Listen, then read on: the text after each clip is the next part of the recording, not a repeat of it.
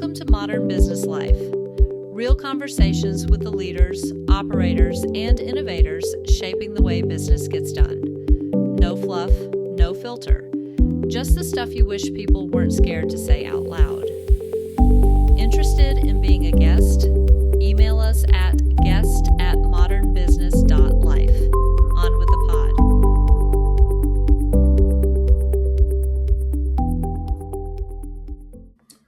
Welcome back to the pod. Today's guest made a bet 6 years ago on a big idea and a small team in Silicon Valley when there was no product, no customers, and no roadmap. That bet was on Terzo, an AI finance intelligence platform before AI was a cool thing, built on a simple but powerful premise that contracts are not just legal paperwork.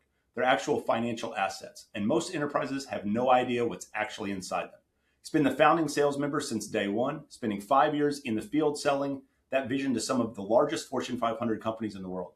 Terzo was just named one of Business Insider's 30 most likely unicorns of 2026, which is bound to be exciting, and we're going to talk about that. He's the director of global sales. He's based in Houston, Texas, where I'm from. And if you follow him on LinkedIn, you already know the energy that he brings. Spencer Ross, welcome to the pod. Thank you, Colin. Happy to be here, man. So look, let's jump right in. 6 years is a long time to be at a startup, whether it's brand new or it's fast growing. What was it that attracted you to this part of the journey? And what are some of the things you've seen in the last 6 years as AI has flourished, as other businesses have come and gone? Tell us a little bit about the journey itself. Yeah, we'll start from day one. Started my career in business services consulting, and I spearheaded a innovation group there, and I built that to about 300 developers. And so I was in the mix, doing a lot of around merging technologies, a lot around AI. This was 2015, 16 and beyond. And, this is really where, I got to work with a lot of different minds in the Valley, a lot of entrepreneurs, a lot of founders. And I said, I want to be a part of a company and an integral part from day one to an exit. And I probably got more than I asked for with that journey. But I met Brandon Card, our CEO, and Al Giacondi, our late co-founder. And, the rest is really history. We became brothers, and, they explained this idea to me. And I'm like, wow, nobody has data around every single dollar in and out of their organization because it's trapped in PDFs. Kind of blew my mind. So I was like, wow, it's a really big idea. And I love big ideas. So I said, I'm all in. Let's go for it. Gave up my, previous, position, and we went all in March 2020. People thought we were pretty psycho. My wife's such a sweetheart for being behind me during those times. But we've been kind of crazy since day one. So we went and said, we're going to sell the Fortune 500 from day one, and we're going to go solve this pain point for them because it's a $3 trillion problem in the enterprise. And so that's where we started. Yeah, so your CEO said, and you just said it as well, that this is a $3 trillion problem, that there's $3 trillion hidden in contracts. When a CFO or COO or anybody in the business hears that, what's the pushback? What do they say to you about that before they start to believe what it is you're saying? To be honest, Colin, there's not a whole lot of pushback. Everybody knows that dollars are leaking out of the door simply because they don't have data visibility into all of these PDFs, because the nature of the problem has been more of a technology problem for a long time. But now with the rise of the AI ecosystems, it's no longer a technology problem. It's more of a leadership problem at these orgs. And so that's why we're getting a lot of traction now, because leaders are seeing that they can actually solve this. Because before, you're talking millions of documents, thousands of vendors, millions of metadata points. You'd have to throw an army of people at it. And so they just did not do it.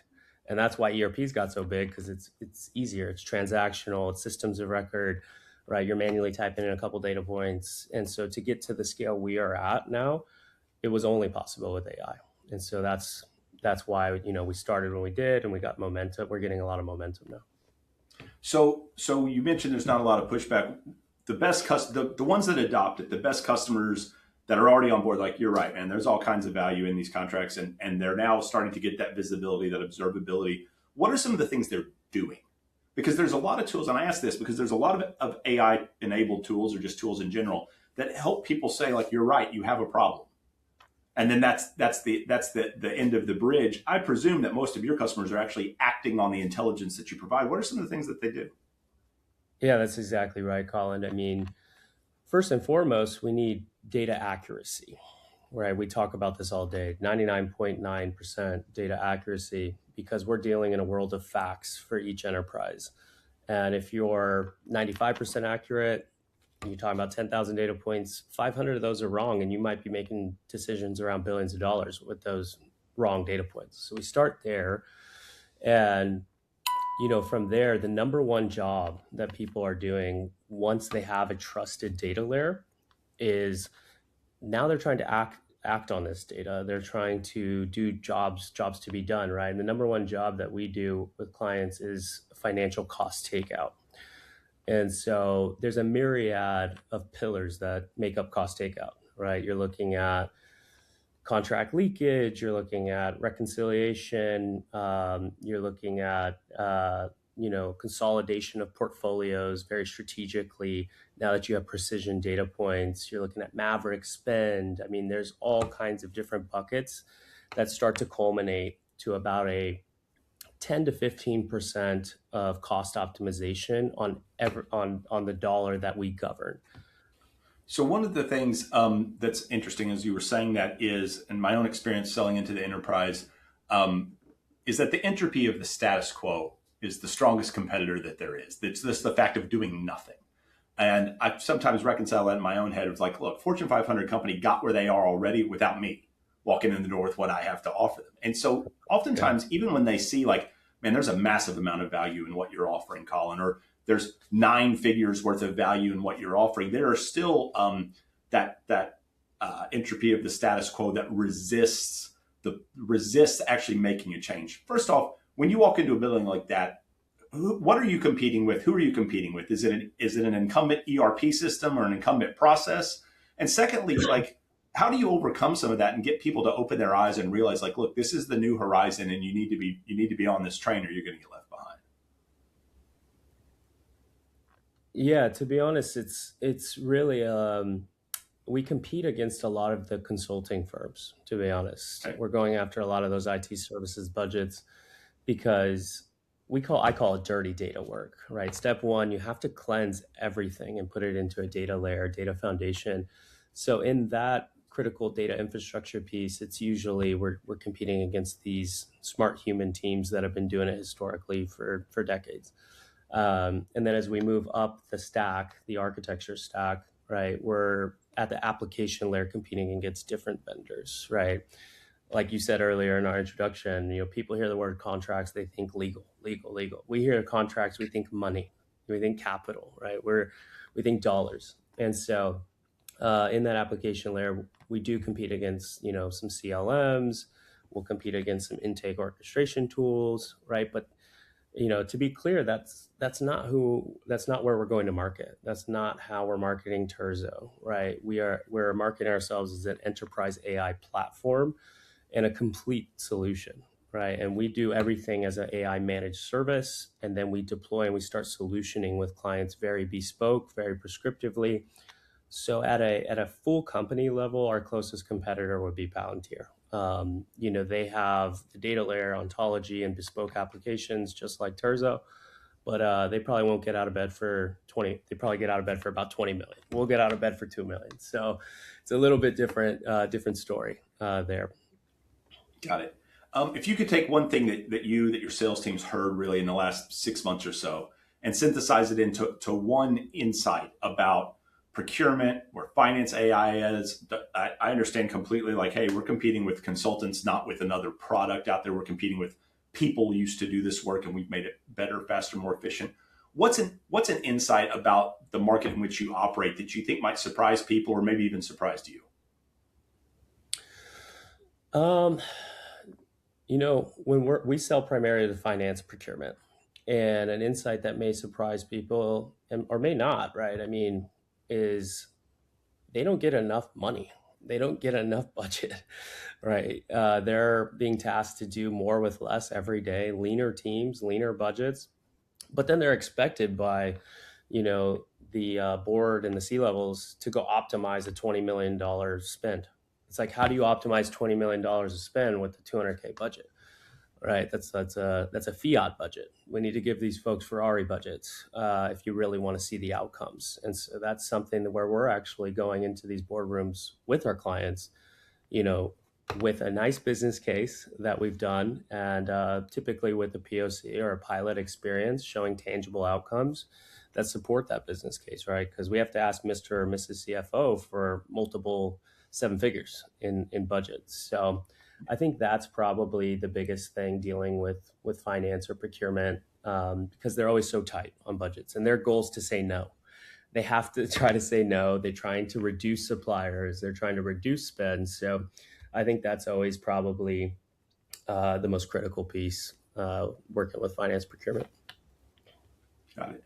I'm going to start going backwards in time. I've got a couple of things I wanted to talk about with the early days of the business, but one thing that you've said immediately got my attention, that you wanted to, that you all chose to sell into the enterprise from day one. And the reason that got my attention is I've got some experience with a lot of people. I've experienced with the idea of like, you can't go up to the enterprise. It's something that businesses don't realize. They're like, we're going to start by selling into the mid-market, and then we'll learn our way into selling up into the enterprise. And that almost never works, because the sales motion is different. The procurement motion is different. You get a reputation for being mid-market and not enterprise grade.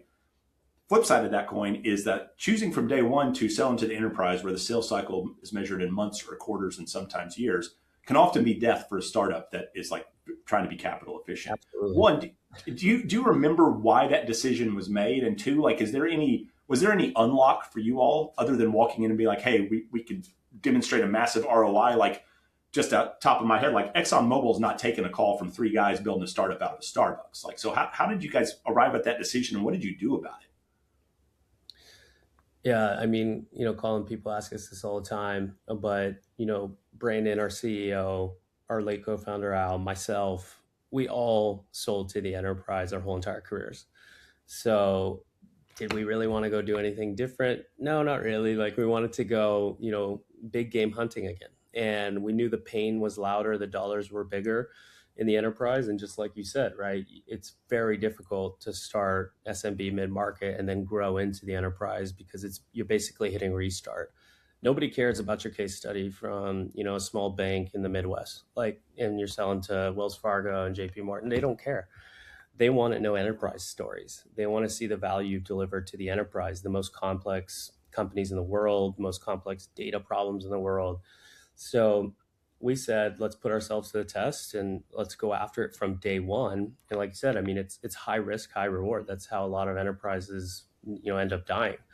And so we're very proud of it. We call it Act One. Our first 5 years in business, we survived. We're the 1 in 1,000 startups that survived that, get to profitability, get over 10 million ARR and have been around for 5 years, right? That's the metric most are tracking.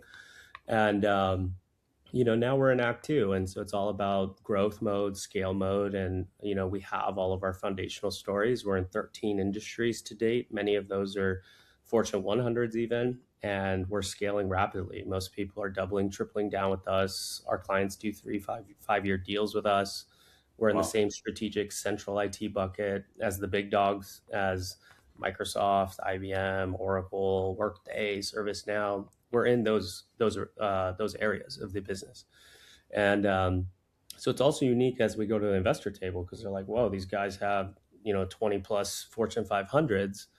Most startups at a Series A have maybe one Fortune 500. So we're rare, we're unique, and but it's all because of that big bet that was led by Brandon, our CEO, and myself as well, ultimately. Got it. I've got a question just about essentially company culture being in a startup. Some of the folks that listen are trying to establish that themselves. You mentioned previously that your late co-founder Al. How does a company that is trying to do something, build something new? I mean, losing a co-founder, how do you? I'd say, like, from a culture standpoint, but just like organizationally, there's no playbook for that. Like, I'm sure you remember, like, how do you all get up in the morning and say, we can still make a go of this, not only from the emotional toll that it takes, but also the fact, like, the person was very valuable to the business itself. Like, what was that like? Or rather, how did you weather that? Yeah, I mean, that was one of the biggest, gut punches I've experienced in my life, right? He's a brother to me. And, I think we like to be vulnerable and talk about this. Our CEO puts Mental Health Monday up every single week on LinkedIn. And, we've talked with a lot of big organizations about it as well. And I think that's the first step, right? Let's talk about it. I think a lot of times the culture, you don't want to talk about what's going on, internally, but, we've made that a mandate, right? We want our employees to come to work with a full cup, right? We don't want, everyone to be burnt out or, feel like they can't talk about things or need time off, right? I think that's the first step.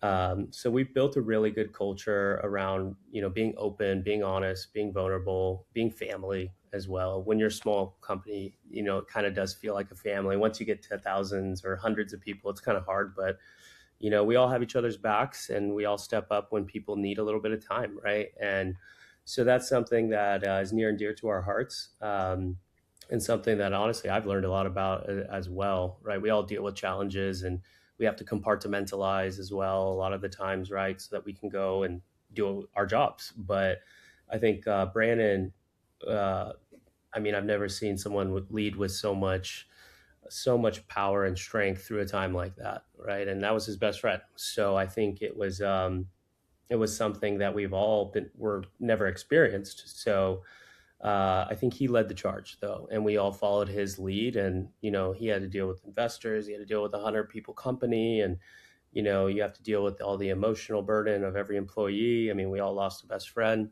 and so it was difficult because Al was a brother, but he was also the glue to the company. I mean, always lifting up everybody, always the most positive guy in the room. So, that was definitely tough. But we took that, and it we tried to really energize the team in a way as well. That now we have a greater mission, right? We want to go make our dear friend proud of what we started together. So, we kind of took that energy, and it really energized the team as well. After we kind of dealt with it in our own ways, right? It took some time, of course, but and I always think about that. I think about that all the time.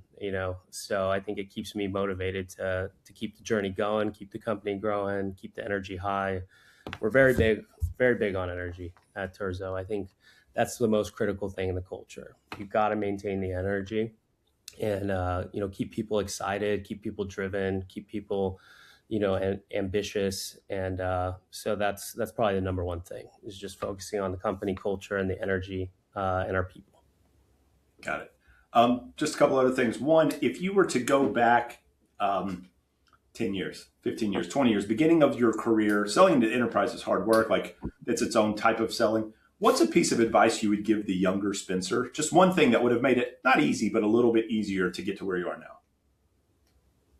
Oh boy. I mean, I think it would just be probably, I mean, I did a lot of the things right, but it would probably be just doubling down on my grit, doubling down on my perseverance, doubling down on my education as well, right? I've been fortunate to have some great mentors. I came out of college working for a CEO. Now I work for my best friend, who's my CEO. So I think those are the biggest keys, and just not being afraid to ask, right? Like I learned that actually pretty quick in my career, but it's something I share with my team that reports to me too. It's never be afraid to ask. I mean, closed mouths don't get fed.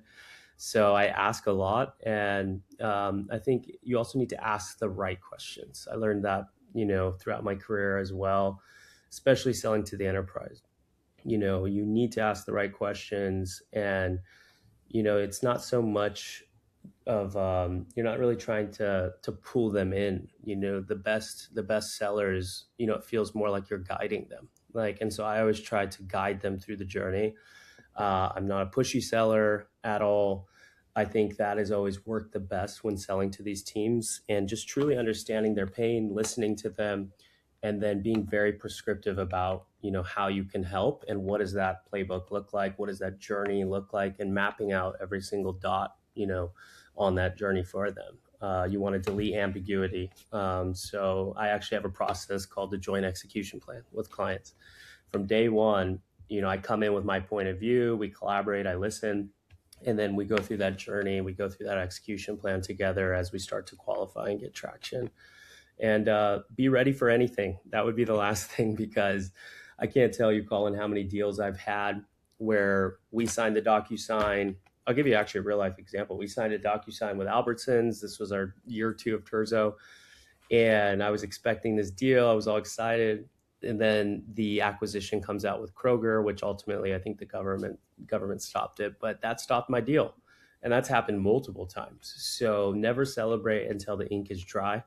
I've had to learn that the hard way a couple times. So I think I would tell young Spencer that is, do not celebrate until the deal's actually closed. That's great. All right, last question. You're working in a market that, or an environment that's something a lot of people don't even realize that this is a product or a thing, except like your customers and people in procurement and finance. You're at the intersection of AI. You've been working in Silicon Valley. Obviously, you're an enterprise. Lots and lots of experience with this. What does sales look like in 5 years?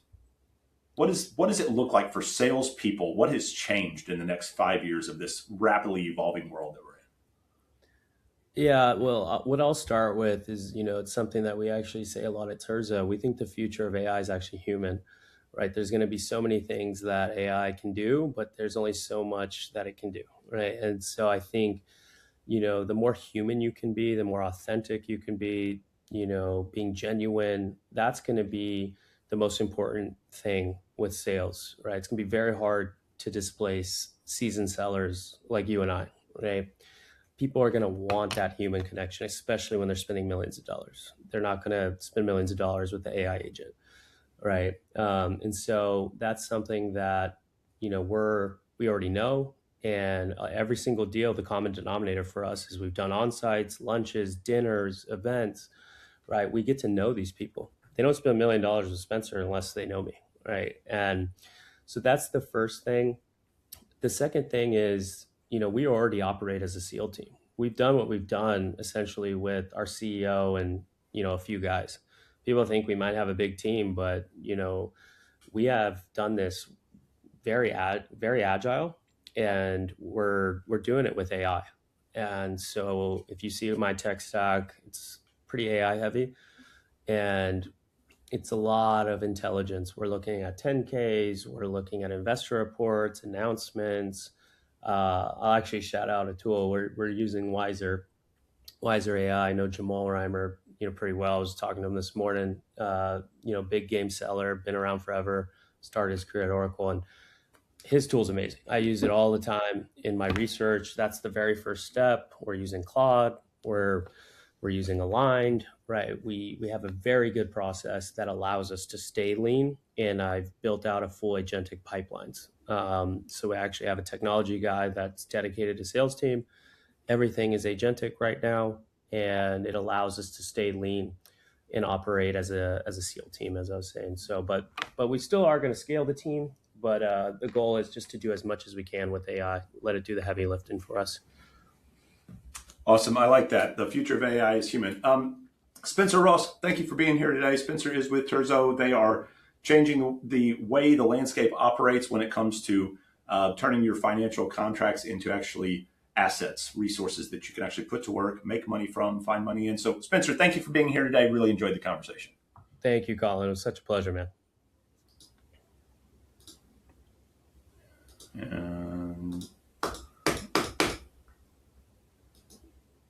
Okay, well, stop button's not working. I'll clip it at the end. Look, that was great. I really enjoyed that. There were some things in there that are just gold. Give me a couple days. I'll send you a copy of the full clip if you want to give me thumbs up, thumbs down, and then I'll put in 3 or 4 little clips that I've isolated that if you choose to share them, cool. If not, that's fine too. I really appreciate you being here.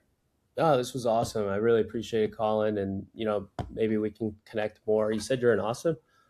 Yeah, well, I'm in Fort Worth now. I was in Austin for about 25 years. I'm making the loop. I was in Houston, then Austin, now Fort Worth. So. There you go, the triangle, Terzo Triangle. I'm going to be in Dallas pretty soon, probably. I got to figure out. I got to go visit my brother, but I'd love to connect, man. Meet you in person. Yeah, send me a note.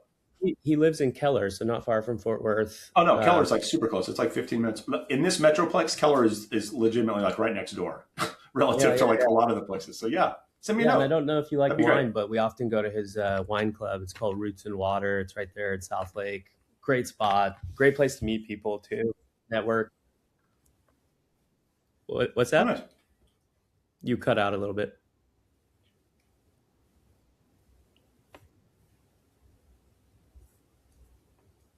No, You there? that's awesome. Yeah, I'm up for anything, man. Oh, all right. You there still? There you go. It lost. Yeah, I'm up for anything. Send me a note sometime when you come up this way, and we'll see if we can make it happen. Okay, just heard you. I think you cut All out for a while. Yeah, I'll do that, man. I'll reach out and see if we can have a glass of wine or two and get to know each other. This was great. Thanks for reaching out, Colin. right, man. Yeah, thanks, Spencer. I'll talk to you soon. Bye. Ciao.